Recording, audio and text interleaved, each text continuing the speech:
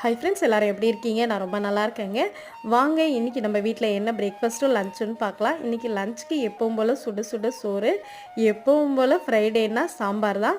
ஆனால் இன்னைக்கு காய் எதுவுமே போடாத ப்ளைனாக சாம்பார் வச்சுருந்தாங்க. பட் இந்த டேஸ்ட்டும் சூப்பராக இருக்கும் இட்லி தோசைக்கு. எனக்கு காய் போட்டு சாம்பார் வைக்கிறத விட ப்ளைன் சாம்பார் ரொம்ப பிடிக்கும். யாருக்கெல்லாம் பிடிக்கும்னு சொல்லுங்கள்.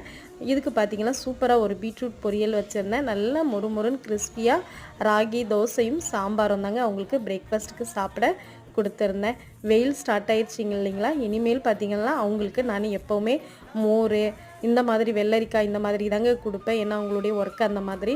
ஸோ இது பார்த்திங்கன்னா வெள்ளரிக்காயில் கொஞ்சமாக உப்பு போட்டு கொடுத்துருக்கேன். இந்த கெஜடா வந்து என்னுடைய கணவர் வந்து ரொம்ப ஆசையாக வாங்கினார் ஸ்நாக்ஸ் கடையில். அவருக்கு வந்து தேன் மிட்டாய், அந்த எள்ளு பர்ஃபி, கடலை பர்ஃபி இதெல்லாம் ரொம்ப பிடிக்கும். நீங்கள் பார்த்துருப்பீங்க நம்மளோட லஞ்ச் பாக்ஸ் வீடியோவில்.